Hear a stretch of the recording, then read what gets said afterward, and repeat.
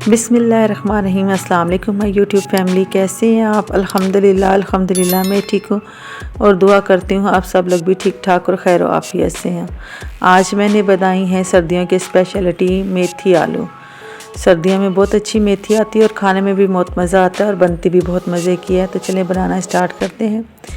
اس کے لیے میں نے 3 چمچ آئل لیا ہے، یعنی کہ آدھا کپ آئل لیا ہے، اور اس میں 2 عدد درمیانی سائز کی پیاز ڈال کر چاپ کر کے ڈالی اور اس کو کلر چینج ہونے تک پکایا۔ پھر ایک بڑا لہسن لے کر اس کو چاپ کر لیا تھا، وہ ایڈ کر دیا اس کے اندر۔ لہسن کو آپ نے پکانا ہے تاکہ اس کا تھوڑا سا کچا پن ختم ہو جائے۔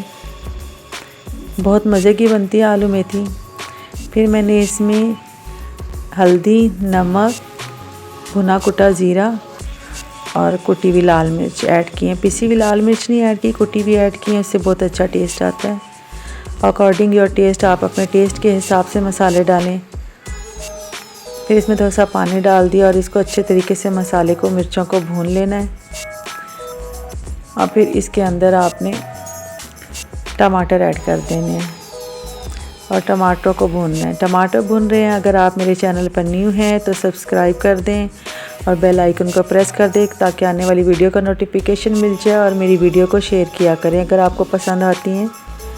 مسالہ اچھی طرح بھون جائے تو آپ نے اس میں پہلے آلو ایڈ کرنے ہیں۔ آلو کو 2 سے 3 منٹ اچھی طرح مسالے کے ساتھ بھوننا ہے۔ پانی بالکل نہیں ایڈ کرنا، پانی ڈالنے سے میتھی کڑوی ہو جاتی ہے۔ بس میتھی اچھی آپ نے صاف کر لینی ہے، پتے پتے اتار کر اور اچھے طریقے سے دھو لینا ہے، کیونکہ میتھی کے اندر مٹی بہت ہوتی ہے۔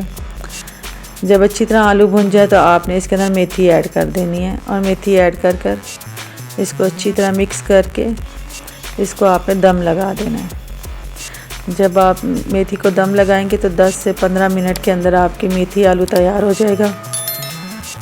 آلو کیوبس میں کٹنگ ہے تو جلدی تیار ہو جاتے ہیں۔ بہت ہی مزے کی بنتی ہے یہ ڈش۔ میری ریسیپی کو ٹرائی کیا کریں، مجھے فیڈ بیک ضرور دیا کریں، اپنی دعاؤں میں مجھے یاد رکھا کریں۔ بہت ہی مزیدار میتھی آلو ریڈی ہیں، چپاتی کے ساتھ، گرم گرم چپاتی کے ساتھ، مکھن والی دیسی گھی والی چپاتی بنائیں اور اس کے ساتھ اس کو انجوائے کریں، اور اپنی دعا میں مجھے یاد رکھیں۔ جزاک اللہ خیرن۔ اللہ حافظ۔